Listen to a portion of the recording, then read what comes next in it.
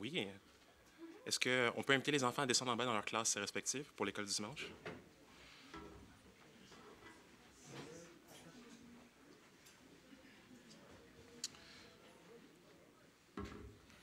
En attendant que les enfants descendent, je vais en profiter pour introduire le texte dans lequel l'enseignement va être ce matin. Donc, on va être dans Apocalypse 22, 6 à la fin.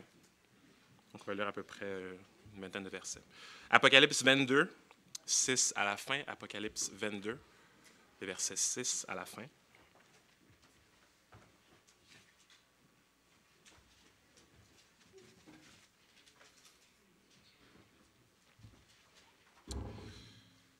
Lisons ensemble. L'ange me dit, « Ces paroles sont vraies et entièrement dignes de foi. Dieu le Seigneur qui a inspiré ses prophètes a envoyé son ange pour montrer à ses serviteurs ce qui doit arriver bientôt. Voici, dit Jésus, je viens bientôt. Heureux celui qui obéit aux paroles prophétiques de ce livre. Moi, Jean, j'ai entendu et vu tout cela. Après avoir entendu et vu ces choses, je me prosternais aux pieds de l'ange qui me les avait montrées et j'allais l'adorer. Non, il me dit, ne fais pas cela. Je suis ton compagnon de service et celui de tes frères, les prophètes, et de ceux qui obéissent aux paroles de ce livre. Adore Dieu. Il ajouta, ne tiens pas secrètes les paroles prophétiques de ce livre, car le temps de leur accomplissement est proche. Que celui qui commet le mal continue à mal agir, que celui qui est impur continue à s'adonner à l'impureté, mais que celui qui est juste continue à faire ce qui est juste, et que celui qui est saint continue à se purifier. Oui, dit Jésus, je viens bientôt. J'apporte avec moi mes récompenses pour rendre à chacun selon ses actes. Je suis l'alpha et l'oméga, le premier et le dernier, le commencement et la fin. Heureux ceux qui lavent leurs vêtements, ils auront le droit de manger du fruit de l'arbre de vie et de franchir les portes de la ville. Mais dehors, les hommes ignobles, ceux qui pratiquent la magie, les débauchés, les meurtriers, ceux qui adorent des idoles et tous ceux qui aiment et pratiquent le mensonge. Moi, Jésus, j'ai envoyé mon ange pour rendre témoignage à ces vérités destinées aux églises. Je suis le rejeton de la racine de David, son descendant. C'est moi, l'étoile brillante du matin. Et l'esprit et l'épouse disent, « Viens !» Que celui qui entend ces paroles dise, « Viens !» Que celui qui a soif vienne. Que celui qui veut de l'eau de la vie la reçoive gratuitement. Moi, je le déclare solennellement à tous ceux qui entendent les paroles prophétiques de ce livre. Si quelqu'un y ajoute quoi que ce soit, Dieu ajoutera à son sort les fléaux décrits dans ce livre.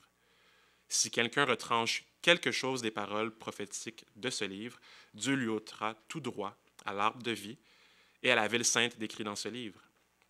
Le témoin qui affirme ces choses déclare, « Oui, je viens bientôt. » Oh oui, qu'il en soit ainsi. Viens, Seigneur Jésus. Que le Seigneur Jésus accorde sa grâce à tous. Amen.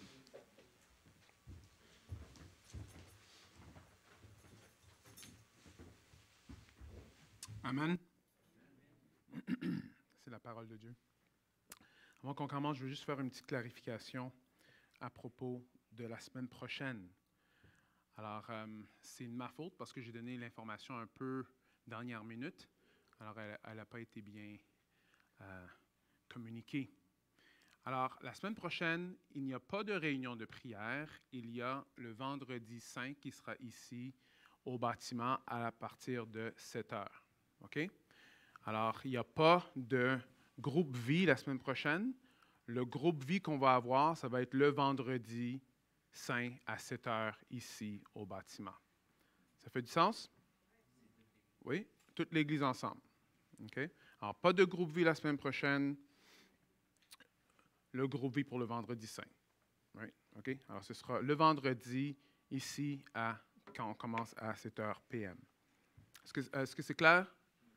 Pas de questions? C'est bien? OK, good. La prochaine fois, je vais faire attention de communiquer ça un peu plus tôt. OK, commençons par un mot prière. Et allons voir ce que le Seigneur va nous faire grâce de comprendre dans sa parole ce matin. Tendre Père, merci Seigneur pour la grâce, encore une fois, d'être sous ta parole.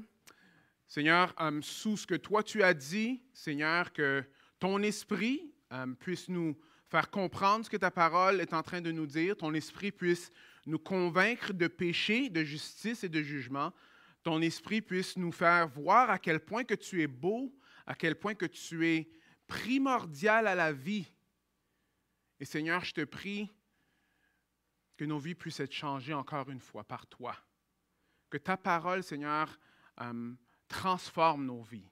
Qu'on ne soit pas des auditeurs oublieux, que ça rentre dans une oreille, que ça sorte par l'autre, mais que, Seigneur, que toi, Seigneur, tu puisses nous transformer. Seigneur, merci que tu viens bientôt. On a hâte de te voir, Seigneur éternel. Maranatha. Jésus revient. Il vient bientôt. Amen. De tous les livres de la Bible, il y a plusieurs histoires qui sont populaires, comme David et Goliath, des choses comme ça. Et je suis allé voir combien de films qui sont reliés à ce genre d'histoire-là. Il y en a beaucoup, mais beaucoup, c'est plus pour des films d'enfants. Il y en a quelques-uns qui ont fait ces films-là pour les adultes, mais en général, c'est des films d'enfants. Mais il y a un livre dans la Bible, chrétien, pas chrétien, quelqu'un a quelque chose à dire là-dessus. Et c'est le livre de l'Apocalypse. L'Apocalypse, hein, comme on peut en voir, on peut dérouler dans les Netflix et les autres Flix, whatever, Net Disney, whatever ce que vous voulez, là, OK? Il y a tellement de films qui ont été écrits à propos de l'Apocalypse. C'est intéressant. Pourquoi? Alors, plusieurs de ces films-là montrent qu'il y a comme une conscience collective qu'il y a une fin. À tout ce qu'on voit là, il y a une fin. On sait que ça ne peut pas durer éternellement, parce que chacun d'entre nous, on ne dure pas éternellement. Alors, il y a une fin. Alors, plusieurs vont interpréter la fin de plusieurs différentes manières. Il y en a qu'on va dans un autre monde, il y en a d'autres qu'on sauve juste les plus intelligents de la planète après que le cataclysme est passé. Après, là, c'est eux qui vont refaire la planète, rebâtir. Il y en a d'autres qui vont aller sur d'autres planètes, etc., etc., etc. Mais on voit que le monde savent qu'ici, il y a une fin.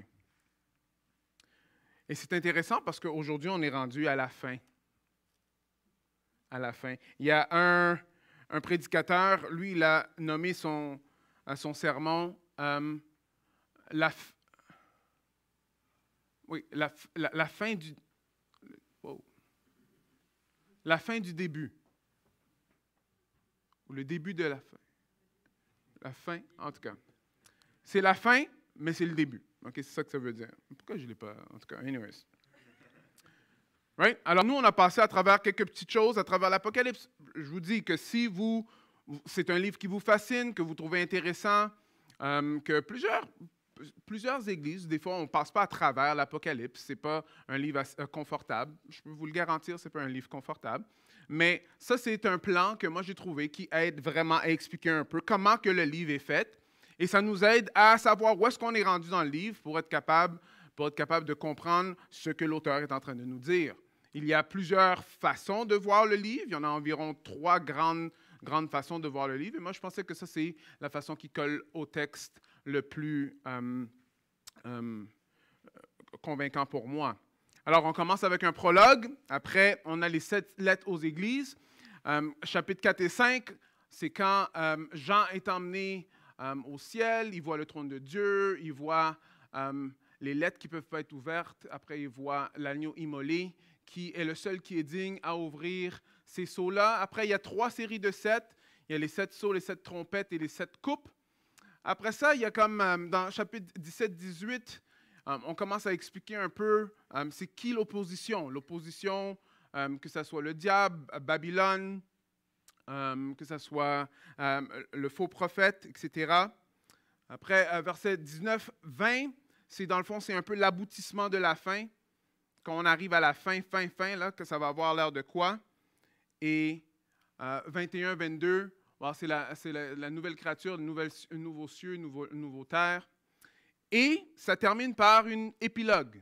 Et là, on est dans l'épilogue. Alors, il y a un prologue dans le livre et après, il y a un épilogue dans le livre. Merci, mon frère, d'avoir lu la parole. Et si vous vous rappelez un peu, il y a quelque chose qui revient très souvent dans ce qu'on vient juste de lire, si vous ne vous rappelez pas. Well, qu'est-ce qu'on entend? On entend que Jésus dit « Je viens bientôt ». Jésus dit « Je viens bientôt ». Il y a environ 8 références au retour de Jésus dans le passage. Alors, ils vont dire, bon, dans le premier verset, ça veut dire les choses qui doivent arriver bientôt. Verset 7, Jésus dit, je viens bientôt. Verset 10, car le temps de leur accomplissement est proche. Verset 12, oui, Jésus dit encore, je viens bientôt. On va voir un peu plus bas que même l'esprit et l'épouse vont dire, viens, viens, que celui qui a soif vienne. Après, on va plus bas, après on va voir, oui, je viens bientôt, dit Jésus. Et le témoin va dire, viens Jésus, viens Seigneur Jésus, viens. Je viens bientôt. Alors, si vous savez que Jésus-Christ a créé les cieux et la terre, si vous ne saviez pas, vous allez le savoir. Il a créé les cieux et la terre. On a vu la semaine passée que ce monde qu'on a ici va être recréé. Il y aura des nouveaux cieux, une nouvelle terre. Il n'y aura plus de soleil. La lumière va venir de Dieu. Dieu va être le centre de tout. Et la bonne nouvelle, c'est qu'on va voir notre Dieu face à face. Passer un bon temps avec notre Seigneur.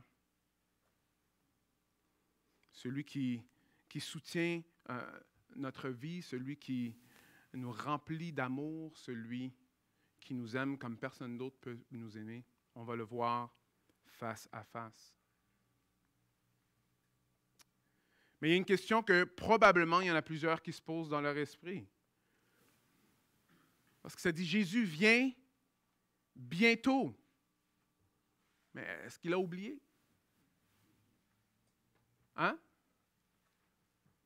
Ça fait pas depuis 10 ans là, que c'est écrit le livre. Que Jésus vient bientôt, ça fait depuis très longtemps. Ça fait depuis très longtemps que le monde attend que Jésus-Christ revienne. Plus que 2000 ans, right? Est-ce qu'il a oublié? Parce qu'on sait qu'on vit dans un monde qui n'est pas exempt de souffrance. Et souvent, la souffrance va nous faire commencer à douter plusieurs choses.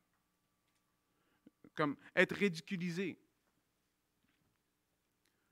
Jésus, est-ce que tu viens? Est-ce que tu reviens? Je suis ridiculisé dans mon environnement. Le monde me regarde tout croche. Ils n'arrêtent pas de me tasser de côté. Il n'y a personne qui veut me parler.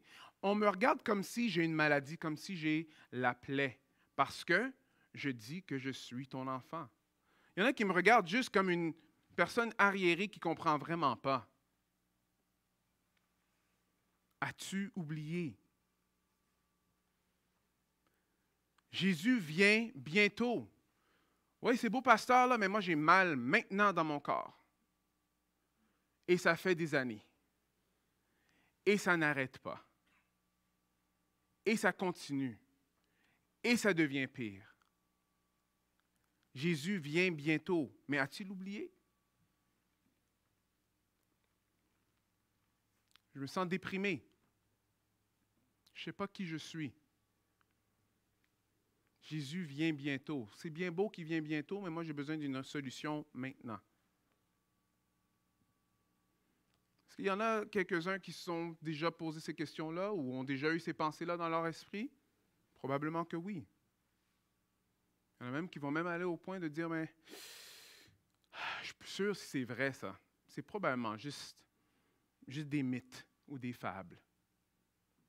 Parce que quand même, s'il était pour revenir, il serait revenu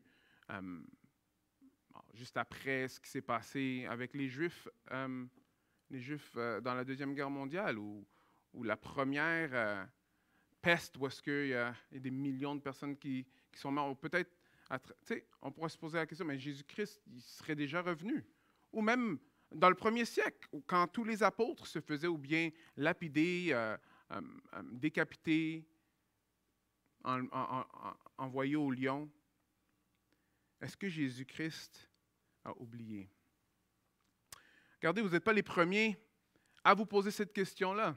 Dans la Bible, il y avait du monde qui se posait déjà cette question-là. Quand vous lisez les lettres de Pierre, Pierre est en train d'écrire à un groupe de personnes qui sont en train de souffrir. Et regardez ce qui est écrit. Pierre va dire ceci. « Sachez tout d'abord que, dans les derniers jours, des moqueurs viendront, qui vivront au gré de leurs propres désirs. Ils tourneront votre foi en ridicule en disant, « Eh bien, il a promis de venir, mais c'est pour quand? Nos ancêtres sont morts, et depuis que le monde est monde, rien n'a changé. » Vous voyez, Paul est en train d'écrire à ces personnes-là qui sont en train d'être persécutées pour dire, dans les derniers temps, le monde va commencer à douter. Ils vont commencer à dire que c'est ridicule ce que vous êtes en train de croire parce que Jésus-Christ n'est pas encore de retour. Right? Après, il va continuer par dire ceci. Mais il y a un fait que vous ne devez pas oublier, mes chers amis, c'est que pour le Seigneur, un jour est comme 1000 ans et 1000 ans, c'est comme un jour. Le Seigneur n'est pas en retard dans l'accomplissement de sa promesse, comme certains se l'imaginent. Il fait simplement preuve de patience à votre égard, car il ne veut pas qu'un seul périsse. Il voudrait au contraire que tous parviennent à se convertir. Dieu n'a pas oublié. Dieu a un plan et Jésus vient bientôt.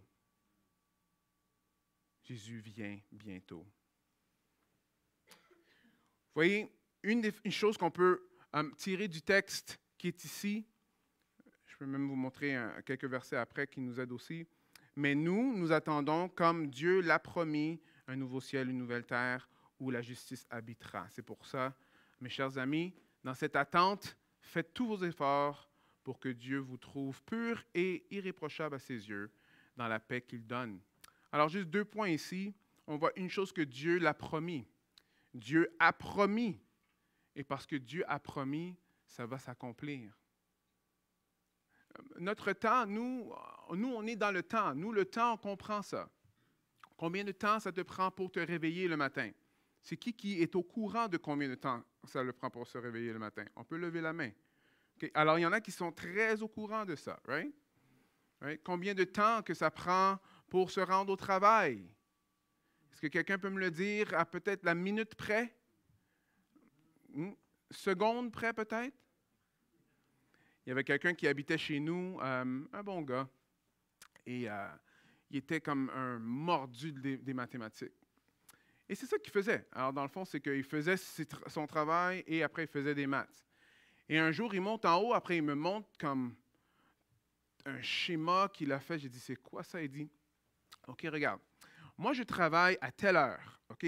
Alors, si je pars ici à 7h55, alors je vais arriver au travail à telle heure. Alors, si je pars à 5h56, je vais arriver à telle heure.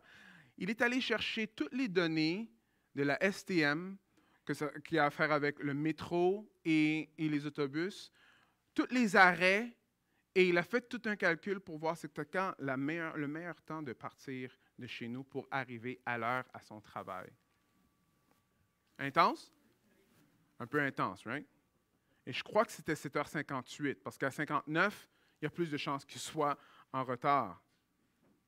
Alors nous, on est très, très au courant qu'on fait partie du temps. On sait qu'on a un début, on sait qu'on a une fin. Mais Dieu, ce n'est pas comme ça qu'il fonctionne. Dieu n'est pas lié au temps. Il est en dehors du temps. C'est lui qui a créé le temps. Alors Pierre saisit ça en disant que, mais c'est que regarde, pour Dieu, c'est comme un jour, c'est comme 1000 ans, 1000 ans, c'est comme un jour. Le temps, ce n'est pas quelque chose qui confine Dieu.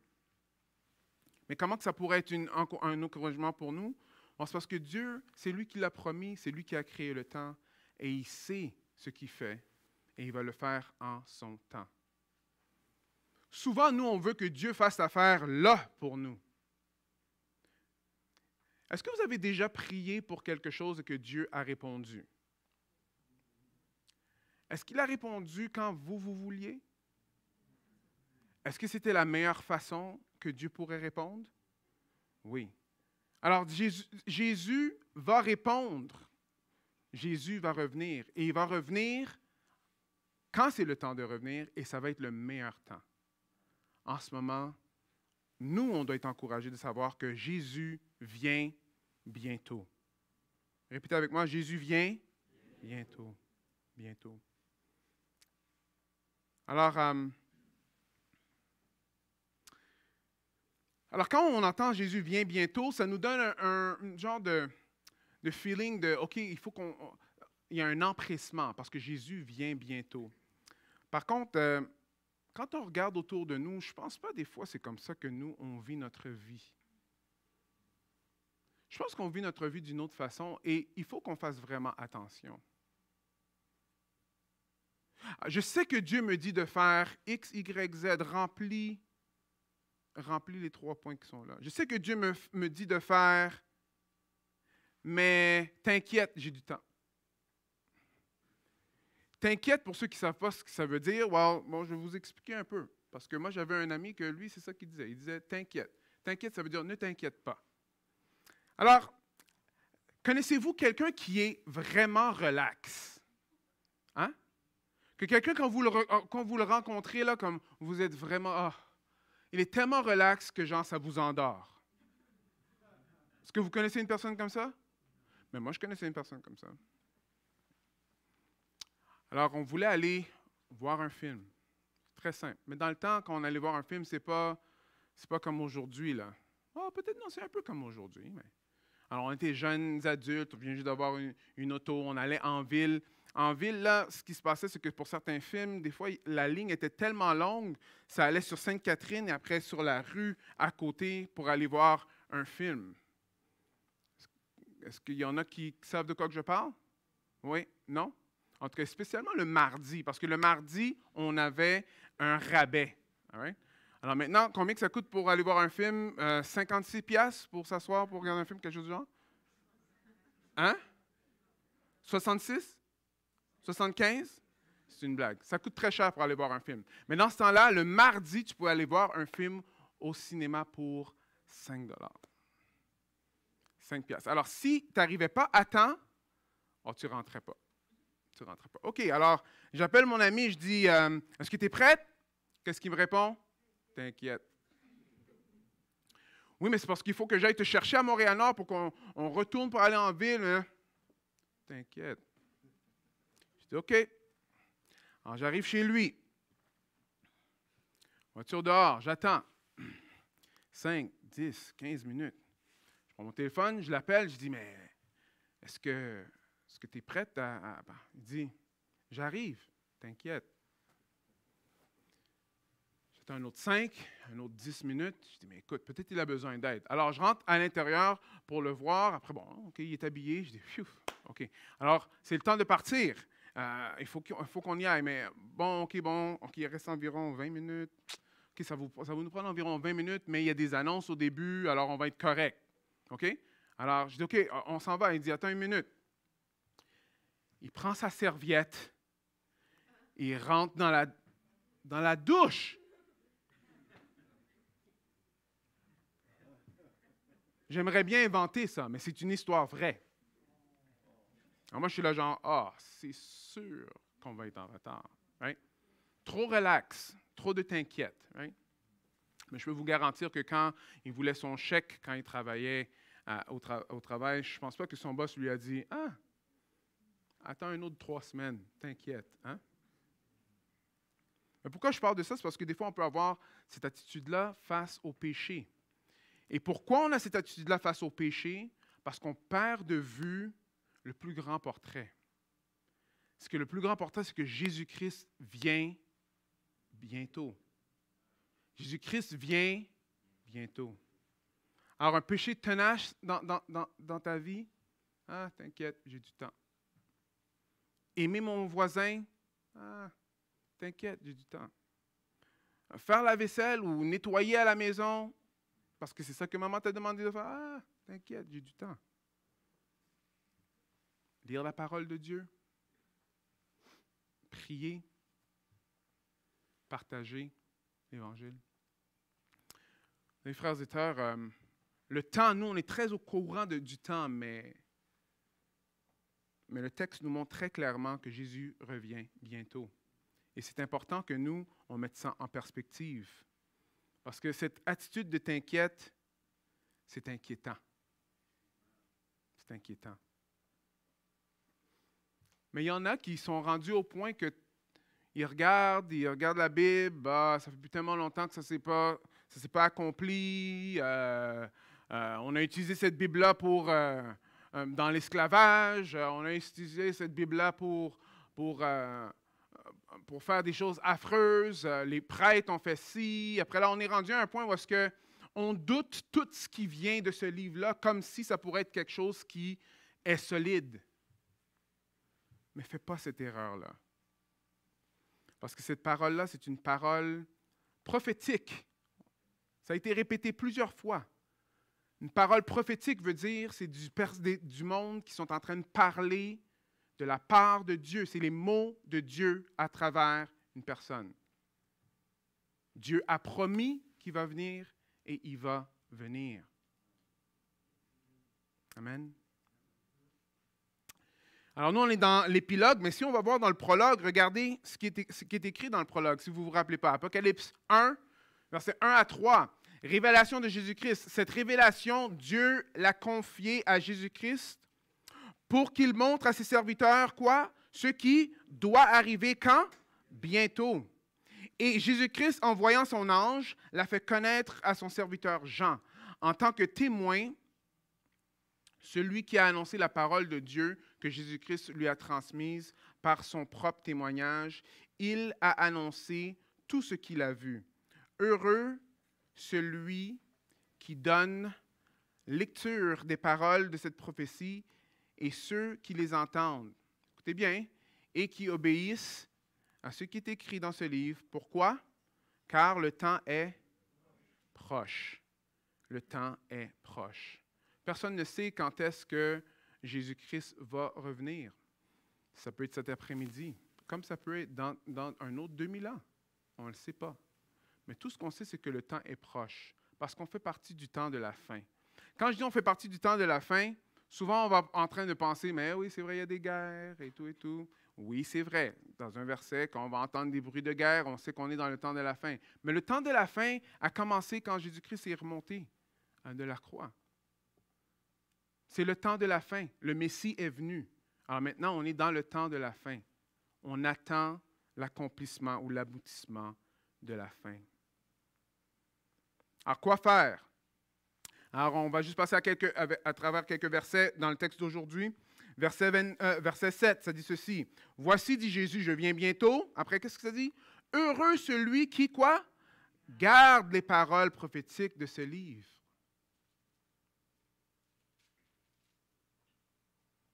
Alors, quoi faire? Sois heureux. Comment être heureux? Garde les paroles prophétiques de ce livre. Une autre chose. Verset 22. Heureux ceux qui lavent leurs vêtements, qui auront le droit de manger du fruit de l'arbre de la vie et de franchir les portes de la ville. Alors, encore une fois, quoi faire? Sois heureux. Comment? En lavant tes vêtements. Mais qu'est-ce que ça veut dire, ça, laver tes vêtements? Si vous vous rappelez dans Apocalypse 7, 14 et 15, regardez ce qui est écrit. Ça parle de ceux qui vont passer à travers une grande détresse. Ça dit ceci. Je lui répondis, « Mon Seigneur, c'est toi qui sais. » Il reprit, « Ce sont ceux qui viennent de la grande détresse. » Écoutez bien, ils ont quoi?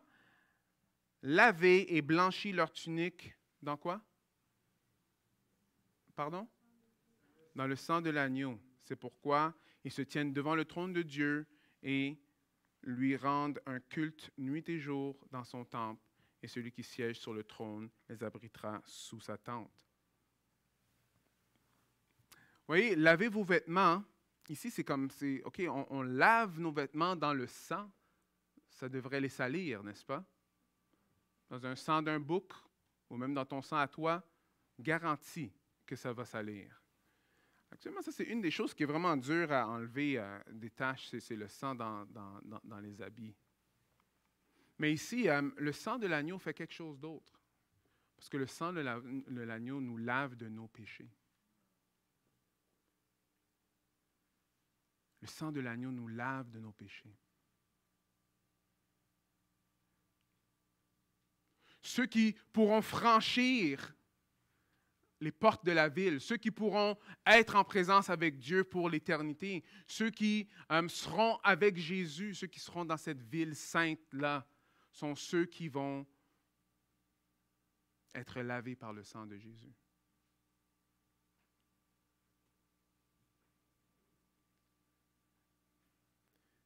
Je ne sais pas ce que tu as fait dans ta vie. Moi, je ne sais pas.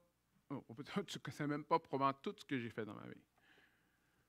Mais je peux vous garantir qu'être ici, c'est un miracle et c'est un miracle seulement de Dieu. C'est seulement parce que Jésus-Christ est mort sur la croix.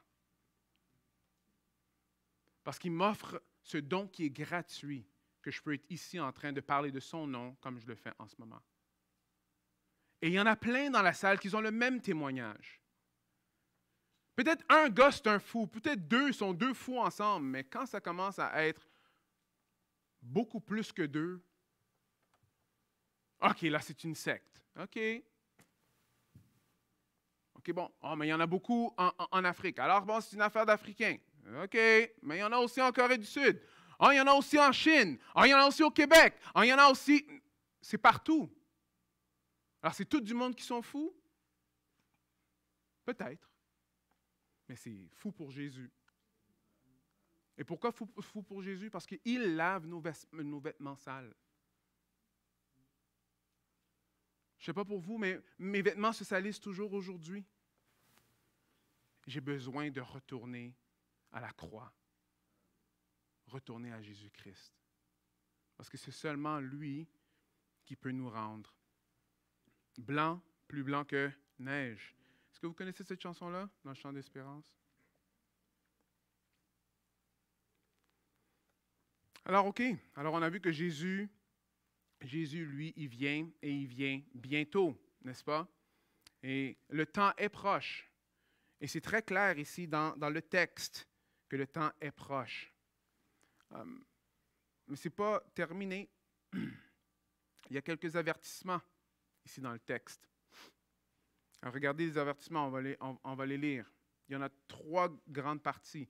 Alors, Apocalypse 22, 11, c'est-à-dire que celui qui commet le mal continue à mal agir, que celui qui est impur continue à s'adonner à l'impureté, mais que celui qui est juste continue à faire ce qui est juste et que celui qui vit pour Dieu continue à vivre pour lui.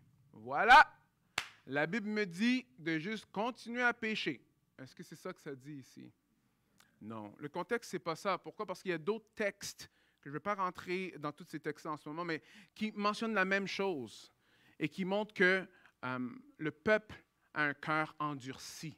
Parce que le peuple a un cœur endurci, alors tu veux mal agir, alors tu vas continuer à mal agir.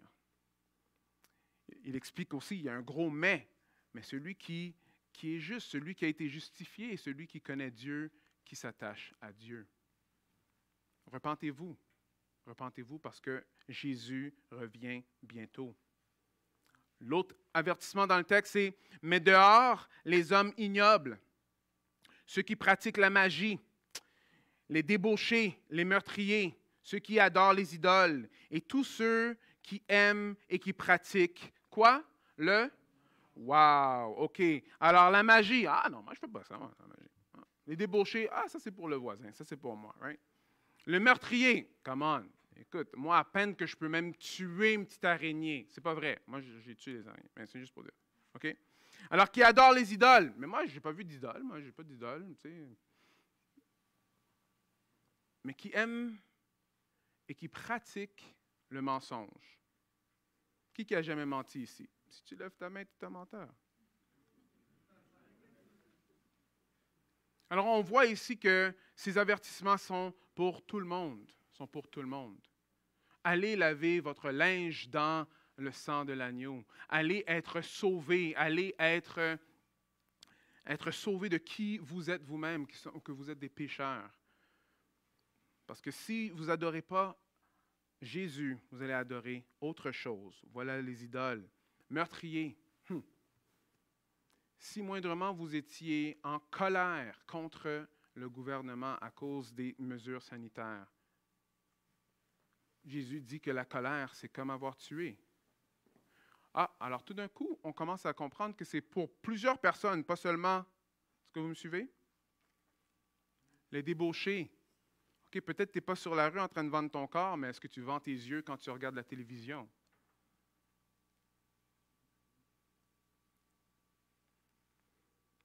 Et la magie. Alors, il y a des degrés dans chacune de ces choses-là, mais c'est pour tout le monde. Mais la solution, c'est quoi encore? C'est Jésus-Christ. C'est Jésus-Christ. Dernier avertissement. Moi, je le déclare solennellement à tous ceux qui entendent les paroles prophétiques de ce livre. Si quelqu'un ajoute ou y ajoute quoi que ce soit, Dieu ajoutera à son sort les fléaux décrits de ce livre. Si quelqu'un retranche quelque chose des paroles prophétiques de ce livre, Dieu lui ôtera tout droit à l'arbre de vie et à la ville sainte décrite dans ce livre. Alors ici, cet avertissement-là, c'est un gros avertissement. Souvent, on prend ce verset-là et on pense que ce verset-là, c'est pour toute la Bible au complet. La réponse est oui, c'est pour toute la Bible au complet. Mais le contexte premier, c'est pour le livre d'Apocalypse. Alors, ce n'est pas parce que le principe applique qu'il faut mal l'appliquer. Alors, ce verset-là, c'est pour le livre de l'Apocalypse en premier, mais qui inclut toute la Bible. Pourquoi? Parce que ajouter, c'est quoi ajouter et retrancher? Dans le fond, c'est de ne pas vivre d'après ce qui est vrai, d'après ce qui a été révélé.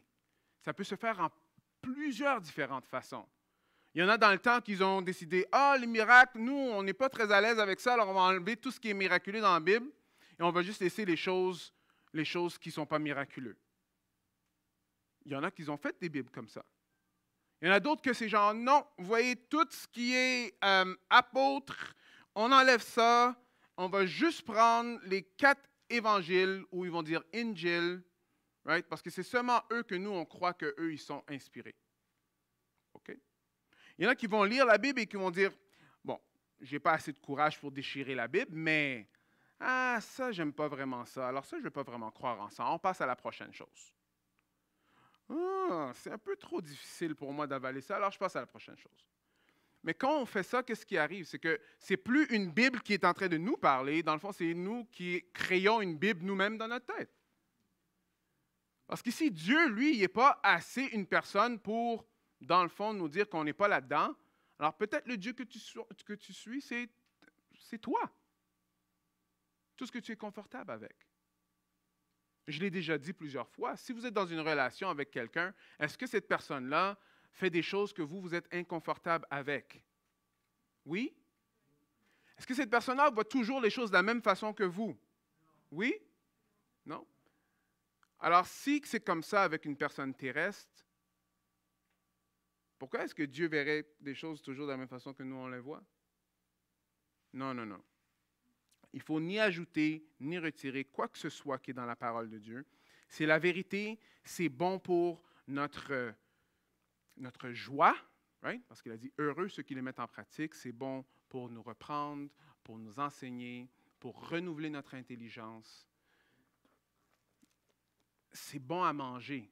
Pas littéralement, guys, s'il te plaît. Allez pas prendre ça, on va faire un thé, on met une feuille de Bible. Ça ne fonctionne pas. Bon, ça fonctionne, mais ça ne goûte pas très bon et ça ne fait pas grand-chose. OK?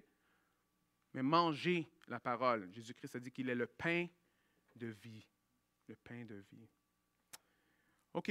Alors, je vais passer à travers le dernier point, après je vais aller à... Alors ici, je vais passer un peu rapidement. Alors, les paroles de la Bible sont vraies et entièrement dignes de confiance. Right? Alors, on a vu que Dieu a promis. On sait que c'est un livre prophétique. Alors, le point que moi, j'aimerais qu'on prenne de ça, que c'est un livre prophétique et qu'il y a différents témoins, OK? C'est ceci. Alors, on va voir que Dieu l'a promis. Alors, ça, c'est une chose, right? Dans ce texte ici, je ne vais pas les lire au complet, mais vous allez voir les références. Okay? Première chose, on voit que, que c'est entièrement vrai. Pourquoi? Parce que Dieu a inspiré les prophètes et il a envoyé les anges. Right? C'est une chose. 2, on voit dans le texte que Jean est un témoin oculaire. Jean, lui, il a vu ce qui est en train de se passer. Il le répète. J'ai entendu et j'ai vu. Après avoir quoi? Entendu et vu ces choses. Alors, ça, c'est une personne qui a vraiment existé, qui a écrit ce qu'il a entendu, qu'il a vu. Right? Alors, quoi d'autre? Quoi d'autre qu'on voit? On voit qu'ici, le texte nous dit que moi, Jésus, qu'est-ce qu'il a fait? Il a envoyé quoi? Mon ange. Alors, même les anges attestent à la vérité de la Bible. Alors, 1, Dieu inspire les prophètes. 2, on voit qu'il y a un témoin oculaire qui est en train de voir et entendre ces choses-là. 3, Jésus-Christ envoie cet ange-là pour parler à Jean. Et la dernière personne, c'est qui? Well, c'est Jésus lui-même. Right? Qu'est-ce qu'il dit? Il dit que le témoin qui affirme ces choses déclare quoi? Oui, je viens bientôt. Alors, OK. Ça nous aide dans quoi ici? Moi, j'aimerais que vous compreniez quelques petites choses avec ce verset-là.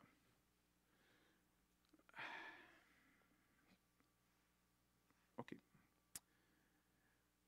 On fait partie d'une histoire. Vous faites partie d'une histoire. Nous faisons partie d'une histoire. Quand on regarde du YouTube, là, on regarde une histoire d'une autre personne. Mais c'est une histoire de cette personne-là, n'est-ce pas? Right? L'idée, c'était dans le fond, OK, on va faire comme genre une plateforme où est-ce que tout le monde peut aller parler de son histoire à lui. Cool, ça fait fureur, tout le monde en a. Instagram, TikTok, whatever. Je ne sais pas s'il y a des nouvelles affaires. Mais c'est toutes des histoires à propos de nous. Vous savez, il y a un problème quand toutes les histoires sont à propos de nous. C'est qu'on devient le centre de notre vie. Mais on fait partie d'une histoire, sauf que l'histoire n'est pas à propos de nous. L'histoire est à propos de Dieu. Et on fait partie d'une histoire. L'auteur de l'histoire dit « Je viens bientôt ». L'auteur de l'histoire dit « Je viens bientôt ». Vous faites partie de cette histoire-là, que vous le vouliez ou non. C'est lui votre créateur. Et on fait partie de cette histoire-là. Comment ça aide quelqu'un qui trouve ça difficile? Mais c'est parce que souvent, quand on trouve les choses difficiles dans notre vie, c'est parce qu'elles sont difficiles, premièrement. OK? Mais deuxièmement, si on est seulement en train de se regarder nous-mêmes et notre vie et notre façon de faire, mais qu'est-ce qui arrive? Mais on ne voit rien d'autre. On reste dans notre propre histoire tout le temps. Mais ce que la Bible nous demande de faire, c'est de sortir de voir les choses juste en avant de nous et de voir la plus grande histoire. Parce que c'est ça qui nous aide à aller jusqu'au bout.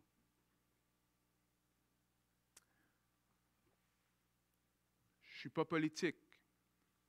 C'est pas vrai, je suis un peu. Mais ce que je veux dire ici, ce n'est pas quelque chose de politique.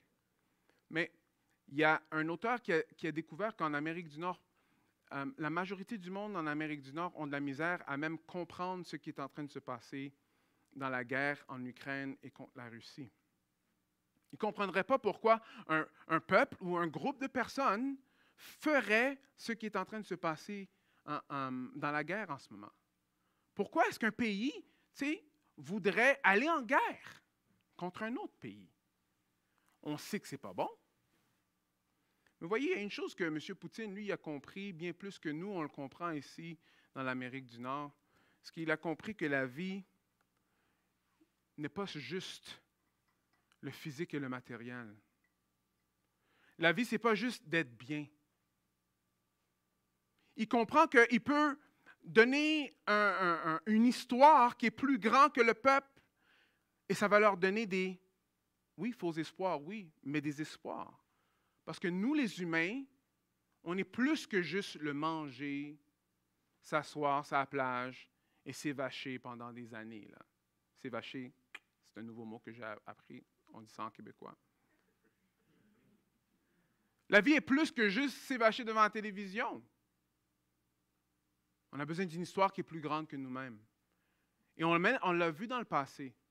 On peut se poser, mais comment ça que les personnes, même en Allemagne, ont pu faire parce qu'ils avaient une histoire qui était plus grande qu'eux-mêmes. Nous, les humains, on a besoin d'une histoire qui est plus grande que nous-mêmes. Mais Dieu nous l'offre. On fait partie de l'histoire. Jésus revient bientôt. Alors, si tu souffres, oui, rappelle-toi que cette vie, ce n'est pas la seule vie. Si tu es fatigué, oui, rappelle-toi, cette vie, ce n'est pas la seule vie. Dieu ne t'a pas abandonné. OK, je n'ai pas le même statut social des autres. Je n'ai pas autant de choses que les autres. Rappelle-toi, cette vie, ce n'est pas la seule vie. Jésus revient bientôt. Alors, je vais terminer en paraphrasant un peu une parabole que Jésus-Christ, lui, il a dit. Alors, c'était 10 jeunes filles qui ils attendaient l'époux. Oui. Ils avaient tous des lampes. Tous des lampes. Il y en avait 5 qui avaient de l'huile dans la lampe et 5 qui n'avaient pas d'huile dans la lampe. Alors, 5, eux, ils ont mis de l'huile dans la lampe juste au cas où, parce que s'ils doivent passer à travers, on va dire, une forêt ou à travers, ou quand il fait sombre, tu as besoin de la lampe, mais pour se rendre à l'époux. Alors, finalement, bon, ils sont en train de marcher ensemble, mais ils sont fatigués. Ils s'assoient un à côté de l'autre et tout. Après, ils entendent, OK, l'époux est arrivé. Alors, ceux qui ont 5 lampes remplies prennent leur lampe, après, ils vont pour aller voir l'époux. Mais les autres disent, OK, juste donnez-nous un peu de votre huile afin que nous, on puisse y aller. Mais eux, ils ont dit, mais non, si on vous donne de l'huile, on ne va même peut-être pas se rendre tous ensemble. Il faut que nous, on garde notre huile dans nos lampes. Alors, retournez, allez prendre de l'huile et après retournez. Alors, qu'est-ce qui s'est passé? Ces 5 jeunes filles sont allées voir l'époux. Ils sont rentrés. Après, la porte est fermée. Les autres 5 sont allés prendre de l'huile, se sont finalement rendus, ils ont frappé à la porte. Et voici ce que le Seigneur nous dit, que l'époux a répondu. Alors ici. Plus tard, les autres jeunes filles arrivèrent à leur tour, mais elles eurent beau crier, « Seigneur, Seigneur, ouvre-nous !» Il leur répondit, « Vraiment, je vous l'assure, je ne sais pas qui vous êtes. » C'est pourquoi, ajouta Jésus, « Tenez-vous en éveil, car vous ne savez ni le jour, ni l'heure de ma venue. » La fin de l'Apocalypse termine avec des avertissements qui nous pointent encore vers Jésus-Christ. Jésus vient bientôt. L'affaire est que, est-ce que tu connais Jésus maintenant? Parce qu'il vient bientôt. Tous ceux qui auront lavé leur linge dans son sang, tous ceux qui auront accepté Jésus-Christ comme leur sauveur personnel, pas en parole, là, que c'est la seule personne qui peut nous sauver de nous-mêmes. On ferait partie des 5 filles qui ont mis de l'huile dans leur lampe et qui sont prêtes à aller voir l'époux. Mais s'il y a d'autres choses qui sont plus importantes dans ta vie, le texte ici nous dit, repens-toi. Ce n'est pas trop tard parce que tu entends l'histoire en ce moment.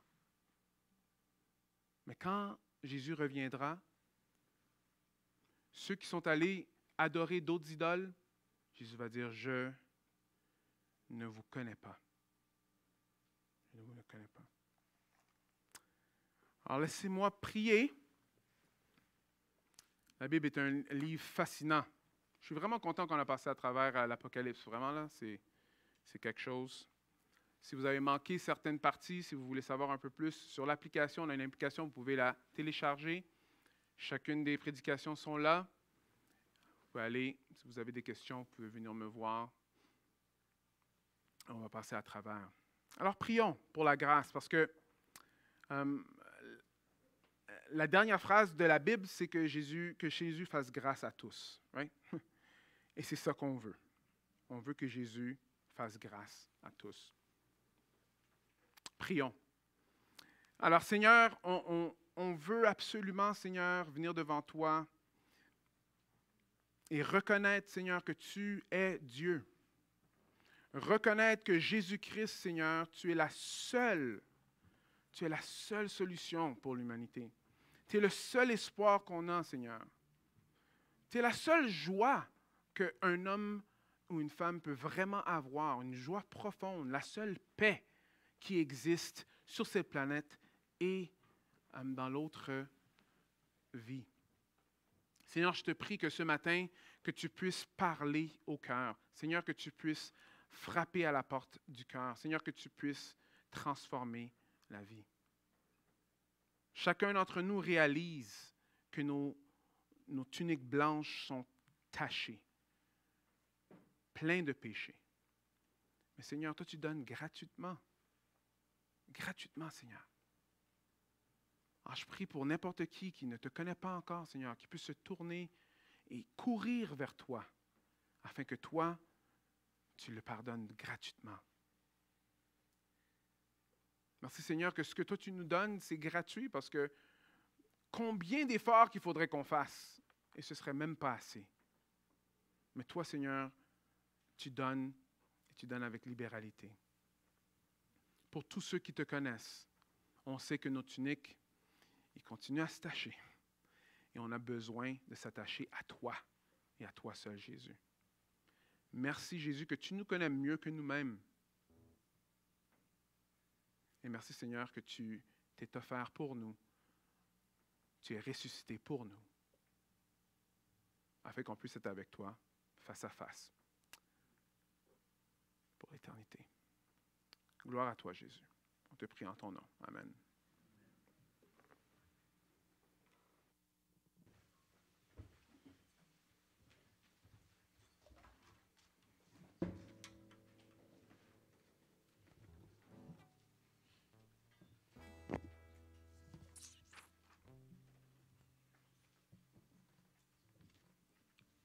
Je vous invite à vous lever avec les masques pour le dernier chant, Les jours d'Élie.